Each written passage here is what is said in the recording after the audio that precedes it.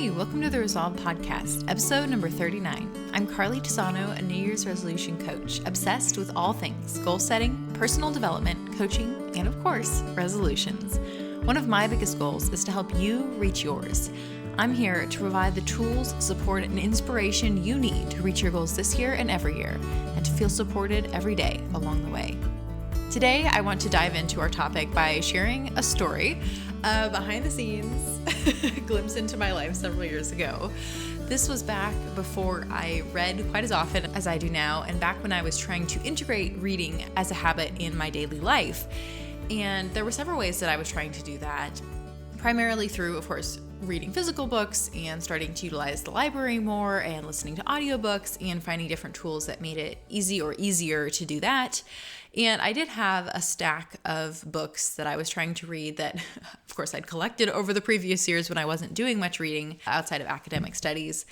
And I tried to spend most of my intentional reading time focused on reading personal development books or books about psychology or money, finances, things that I found interesting but that were more beneficial, normally nonfiction, things that were constructive, as opposed to just reading fiction or novels. Although I did have some of those too that I wanted to read, but I wasn't wanting to spend a lot of my intentional time reading those books. I wanted to spend most of my time on the constructive nonfiction reading. But since I did still have a few novels that I really wanted to get through, I was at a loss of where to fit them into the pattern and the rhythm of my daily life as I was trying to read those books that I also wanted to read, even if they weren't going to have as much of a long-lasting, beneficial impact on my life other than pure enjoyment. And I came up with this odd rhythm where I picked a book and I would keep it in my bathroom and I would only read it while I was brushing my teeth.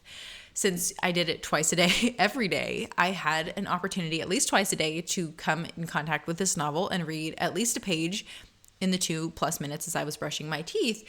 And of course, sometimes it would turn into a much longer toothbrushing section, particularly if I was at a point in the book that was very high action or there was lots of stuff going on or great dialogue. But suffice it to say, there were several books that I finished just while brushing my teeth. Of course, not one time of brushing my teeth, but over several months, it was inevitable that page by page, I would get through these books, and it made brushing my teeth a much more enjoyable part of my day than just continuing listening to the audiobook that I was. And it was also such a non-consequential part of my day that it didn't feel like a big deal that I was reading these novels in kind of the cracks that naturally occurred. I was going to brush my teeth anyway, and so taking that time that naturally occurred to do something that I also wanted to do but hadn't really found or made time for otherwise was such an interesting experiment. And that is not something that I do anymore. Now I just let the podcast that I'm probably listening to as I go about my day or the audiobook just continue to play as I brush my teeth as well. I don't intentionally have a book that I keep just for teeth brushing, but it was such an interesting experiment, and it's a great example of some of the tactics and strategies that we can use as we work to build and integrate habits into our daily life, because a lot of the things that we want to achieve aren't just goals that we can check off, but they fall into the category of habits as well, being that there's something that we want to do, but it's not just something that we work towards and achieve and check off, or even work towards and achieve and then move to the next level. Like maybe you ran a 5K and so now you want to work up to a half marathon or a marathon, because those could still be considered incremental goals, but it's about the practice, the daily or weekly or probably something in between habit of running every day or going to the gym or eating 5 or 6 fruits or vegetables every day, or getting to bed at a certain time, or brushing your teeth twice a day. Those habits, integrating other things that we want into our life on a regular basis, that is a certain kind of goal or a certain kind of resolution that is distinct from the kind that you can just check off. And oftentimes, since they are so much more repetitive and as such, sometimes they take a bit more effort and energy to truly integrate to the point where it becomes like just brushing our teeth, something that we do naturally without having to think much about it. It can take a bit more mental energy or a bit more planning in order to fully integrate it when it's not just something that we say, oh, I need to do this for a week, or I need to follow these steps and then I'll be done. So today I'm going to talk about some of the different strategies that we can use in order to fully reach and integrate the habits that we want to have into our life. And a lot of times these are things that we can structure around like the in-between spaces or the little things or the tiny opportunities or gateway habits. We can utilize things like that in order to reach our goals by establishing these habits that we want to create or to integrate into our lives. So one of my favorite habit tricks is to use pairing. This is probably an idea that you've heard of, even if not within the context of habits or reaching your goals, but just there are certain wine and cheese pairings that go very well together, or other food pairings like burgers and fries. There are great opportunities that we have to pair one thing with another. And a lot of times this will be used in terms of if you have a podcast that you really enjoy, you pair that with going to the gym. And then if you want to listen to that podcast, you have to go to the gym, but you've paired that podcast and the gym together. When you do one, you get the other. And it's a way that you can enjoy going to the gym a little bit more or look forward to it or know when it's going to happen. I don't love that pairing, honestly, because at least for me, most of the podcasts I listen to are weekly podcasts like this one. They come out once a week. I don't want my habit to be going to the gym once a week, and especially not just to listen to a 30-minute or even an hour podcast.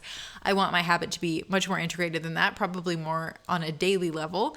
So for me, that doesn't really work. The pairing that I use is to just listen to whatever audiobook or podcast I'm listening to anyway while I'm at the gym, which to me isn't particularly compelling since that's what I do most of the time anyway in my free time or in my transitions. But it's something that I do enjoy listening to podcasts and audiobooks. So it makes it more likely I will do it, even if it's not a unique occurrence to listen to those things while I'm only at the gym. But so maybe you establish something similar, or maybe there's a particular genre that you only listen to while you're at the gym. There's some people who they only let themselves watch certain TV shows while they're on the treadmill or at the gym. So there's certainly ways that you could tweak it and make it work however it's going to work for you, but it's the idea of pairing ideally something you do like with probably the habit you're trying to start, particularly if it's one that is a bit harder, like for some people going to the gym is a harder habit to integrate. Another example of pairing would be when you get in the car, maybe you call a friend, of course, hands-free, but that's a way that you can stay in touch with people.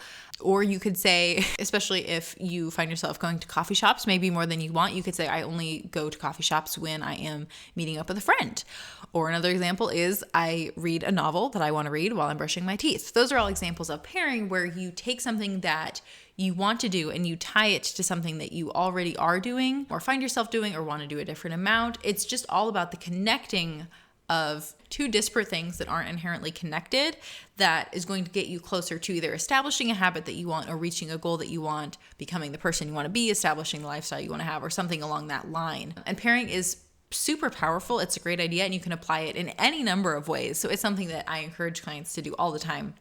And it's really fun to think about all the different things you could pair, all the different ways that you could get closer. And even if it's tying one thing to another, it can be I do this and then I do this. What comes to mind is the idea of the book Tiny Habits. The author, BJ Fogg, talks about bathroom push-ups. So after every time he goes to the bathroom, he does a couple push-ups. And that works for some people.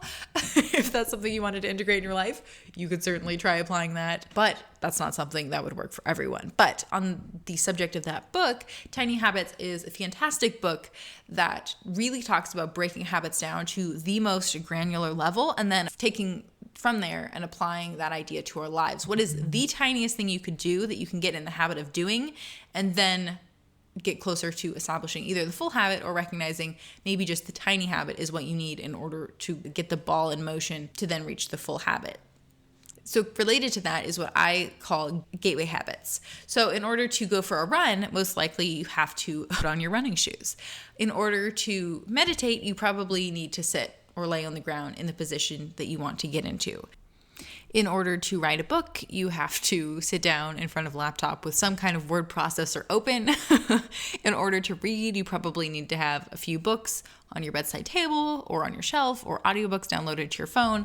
Those are the things that make doing the actual thing that you want to do possible. And working on establishing gateway habits is all about getting to the point where you have done that gateway step, whatever it is, putting on your shoes, sitting down at the computer, reaching for the book, because then once you've done that, actually following through on the habit becomes so much easier. Gretchen Rubin talks about when she was in high school or college and her dad was trying to get her to be a bit more active. And he said that all she needed to do each day was to put on her running shoes and to close the front door behind her. And that's such a great idea, because once you've gone through that effort, once you have put on your shoes, you've closed the door, you're standing outside, the next inevitable step is to say, why don't I just go for a little bit? Or like, I can go for a little bit of a walk, or I'll just go to the mailbox, or I can go down the street, or I can go down the street and then I'll turn around and walk back. And then if you do that, then the next day you're more likely to do it again if you've crossed the threshold of your gateway habit. And then the next day, once you've gotten the habit of achieving the gateway habit and you outside and already that doesn't take that much effort to walk to the mailbox and back, like maybe you can go a little bit further down the street.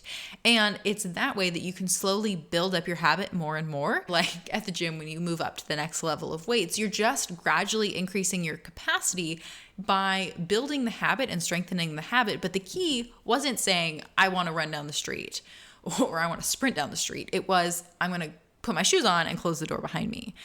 Or I'm going to sit down at the computer and open the Word document, and I'm going to sit here in front of the Word document for 5 minutes. If you're going to sit in front of an empty Word document for 5 minutes with a cursor blinking, if you have any idea at all about what you want to write, you're much more likely to start putting at least a few of the words down on paper. And back when I was in college, and again now that I'm in grad school, I tend not to think about the grand assignment as a whole, although normally I will do that as I'm working on writing my research papers and everything. But to me, the first step is always, I'm going to go open the format that I know I need to use and get it all prepared for this next paper that I'm going to write. And then I probably know a little bit about what I'm going to write here or there. I have some ideas. I remember these quotes and I'll pull them in. And so it's gradually, step by step, I build up to having an entire paper written. But for me, it's all about that gateway habit of opening the Word document and getting it prepped to write a new paper. And then the rest, I'm not going to say comes easily, but it comes much more naturally because I took that first step. And then once I've done that, the rest of it just comes so much more naturally. And before I know it, the paper is written. So I think that gateway habits and getting in the habit of establishing, or at least noticing what gateway habits you need to establish or identify are, is so powerful. And just like with meditation, if you say you want to figure out how to meditate, sometimes figuring out what that looks like and what to do, and if there's an app you should use, or if you should start listening to a podcast, or like when during the day that should happen, if you can just determine, when I get up, I'm going to sit on the floor cross-legged and close my eyes for 2 minutes. If you can just get yourself to do that, then you don't even have to focus or worry about what meditating looks like in that moment. But if you can establish that habit, then whatever meditation is going to look like, or whatever you want meditation to look like, is going to come much more naturally because you already have the place in which meditation can occur established in your life. So that is gateway habits, which I love. I think that they are such a prime opportunity for us to do what we want and to just break it down into the tiniest steps possible, and then the tiniest steps possible in order to do the things that we want and become the people that we want to be through those tiny steps. And then by extension out of that, we can do it in tiny moments. Just like brushing my teeth only took 2 minutes, and over time those 2 minutes compounded to me reading entire books, we can also utilize the other tiny spaces that exist in our lives to do whatever those other things are that we want to do. Because a lot of times it's in the tiny moments that we make tiny choices that then impact the entire course of our lives and the people that we become. It's that moment when you stand at the counter and you can either reach for your phone to order DoorDash, or you can reach into the cabinet and grab an apple and have a snack. Like, it's those tiny moments in which we have the opportunities to determine where our path is going to lie. And there's nothing wrong with either of those things, whether you decide in that moment to have an apple or order DoorDash. There's no inherent right or wrong there.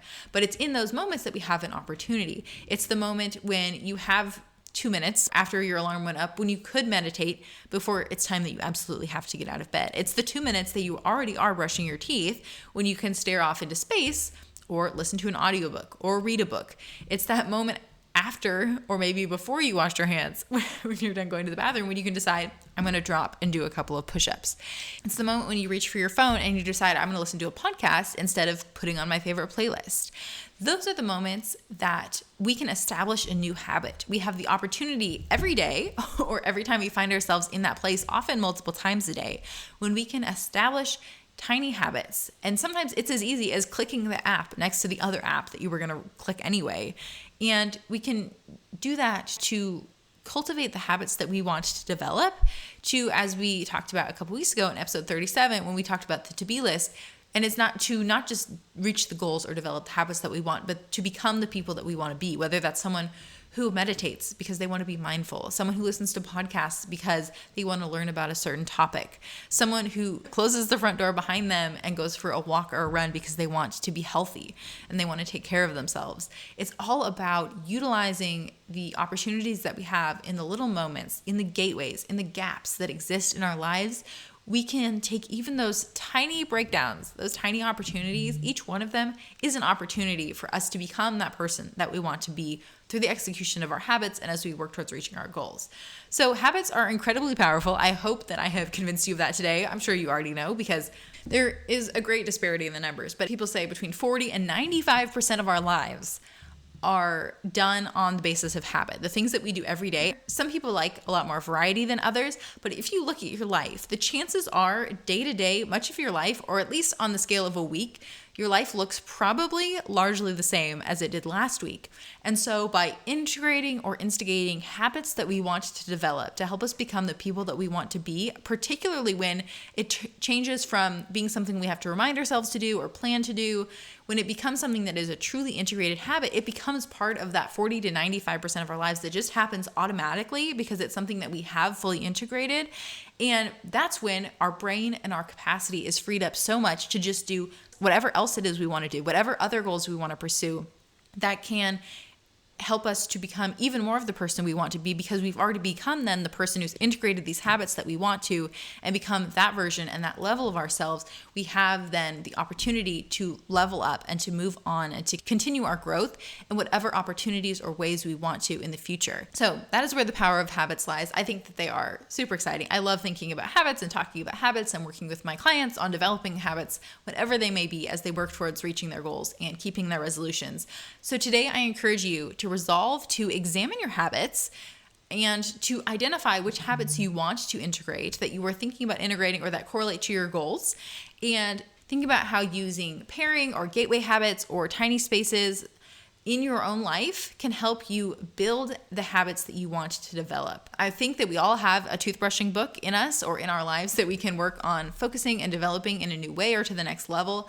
And so that is something that I would encourage you to think about. I think for me, one of the areas that I haven't focused too much on intentionally, and that I have certainly been getting better at over the last couple months, even though it's not something specifically tied to my goal list, is just eating healthier. And that's something that I have the opportunity to do every time I go to eat food or make a meal or grab a snack. And I utilize pairing in a way that I do normally when I make food or grab food in any way, just by listening to audiobooks or podcasts as I do. But since that's something that I enjoy and I want to be part of my life as much as possible, I don't mind taking the extra time to grab healthy food, to prepare healthy food, make a healthy meal, get a healthy snack. If it takes any more time, I don't mind it because I have paired that activity with listening to podcasts or audiobooks, which is something that I inherently enjoy. Similarly, the gateway habit, one of the gateway habits that I have worked on developing is actually buying healthy food, making sure that I don't just grab quick and easy stuff at the grocery store, that I'm intentionally buying stuff I have to make or add to stuff that I'm making. And that is a key gateway habit because I can't make healthy food that I don't have without an extra trip to the grocery store, which kind of defeats the entire point. So when I am at the grocery store, I have made an intentional practice of buying the things that I actually want myself to be eating. And an even more gateway habit to that is making sure that when I make my list, my grocery list, which I do stick to very closely when I'm at the store, that I put the healthy things that I want to buy on the grocery list so that I can't say I forgot or didn't notice. I can intentionally plan ahead of time the things I'm going to buy, and thus, by extension, the things that I'm bringing into my home to eat. And then just like with everything else, there are the tiny moments when, of course, I can choose whether to order DoorDash or make a healthy meal. And it's even the tinier moments too, as far as, am I going to eat breakfast or am I going to continue intermittent fasting? I do intermittent fasting most days, but of course, sometimes my brain likes to put up the argument of, what if you just had breakfast today? Or if I am going to make a snack, what kind of snack am I going to make? Or what kind of snack am I going to pack if I'm leaving the house? Those are the tiny moments when I have the opportunity to determine which version of myself I want to live out. And of course, the version I want to become is the person who eats healthy. and takes care of myself and my body and provides myself the nutrients and the energy that I need from the things that I eat. And so it's clear to me which food decisions I want to make, which options I want to provide myself. And so in those tiny moments, I can make the right decision and build that habit of healthy eating and taking care of myself to become the person I want to be. So that is the way I'm applying today's topic to my own life, or at least one of the ways. And so I encourage you to resolve to do this exercise as well. Figure out how you can use these habit strategies to get closer to the person you want to be and to doing the things that you want to do. So this week I am reading Atlas of the Heart, Mapping Meaningful Connection and the Language of the Human Experience by Brene Brown. It's her newest book. I have had it on my list for quite a while, but I haven't read it. I read pretty much all of Brene Brown's writings a couple years ago when I first really started to get into her and her work, which really then is a big part of what led me into coaching and the coaching world. I owe a lot of the fact that I'm here to her. But this isn't my favorite of her work. It's of course interesting, and it's interesting to see how so much of her other work has developed to this point and what she's been working on over the last couple of years. But it's not my favorite of hers, but it is very good and very powerful, and the information is, of course, fantastic. So I'm enjoying the book, but it's not my favorite of hers. But of course, that's probably just because I have such a high standard and I love some of her other work so much. Today, I want to toast all of the audiobook apps because we've talked about audiobooks quite a bit during this episode, and they are what enable me to get the vast majority of the reading that I do completed. And I love audiobooks. They're my favorite format to consume information. And luckily for me, there is such a fantastic library of audiobook options and resources out there. My favorite is the Libby app, which is connected to my library. Chances are your library has something similar, and all of the digital audiobooks that the library has can be accessed through the Libby app, and you can, of course, put them on hold if they're not available. You can download them when they are. They're automatically returned when at least at our library, it's 21 days. When your 21 days are up, they go back to the library. Normally, I finish my books before the 21 days are over, and so I can return them early, but it is such a great resource. Another app that I love is the Scribd app. I've heard some discrepancy over how that's pronounced. It's Scribd. And they are a subscription service, but you get unlimited access to their library of ebooks and audiobooks. I think they also have magazines and even like sheet music and stuff, which I've never used any of those materials, but I have used their ebook and audiobook content, which is fantastic. There have been some complaints over them in years past where they say it's unlimited and it really isn't, but from my use of it recently, it has been unlimited. And I know because I use it a lot. So I have been very happy with that service lately, and I've used it for years. It's not always the most glitch-free app, which is why I like the Libby app better, and it just has a little bit of a smoother format. But the Scribd app is fantastic and has so many resources available, so many great books and audiobooks. And then, of course, there's Audible through Amazon where you can buy pretty much any audiobook that exists out there. I don't like that one quite as much because I don't like the high subscription fee, and I don't like only having access to really the one book that I purchased every month. Although the upside to that is you do get to keep them forever. So for books that you really love, that's a great option. For me, I read so few books that I really love. Even now, as I'm focusing on reading books I enjoy more, I like to know if I like a book before I buy it in any format. But you may be totally different than me, but those are the 3 audiobook apps that I have used and that I love. And of course, podcasting apps. There are so many out there. I use and love Apple Podcasts, but whatever your preferred format is for consuming information, I'm sure there are so many great resources available. But if you are like me and enjoy audiobooks and want to explore them in new ways or explore them more or better or more deeply, then here are some great options that I love and that I definitely think are very toast-worthy. But with that, thanks for tuning into the Resolve podcast. You can follow me on Instagram at Carly Tisano. I would love to connect with you. Don't forget to rate and review. It really helps other people find the show. And subscribe if you haven't already so that you don't miss another great episode next week. For the show notes or additional support in reaching your goals, check out carlytisano.com. Until next time, here's to all that lies ahead.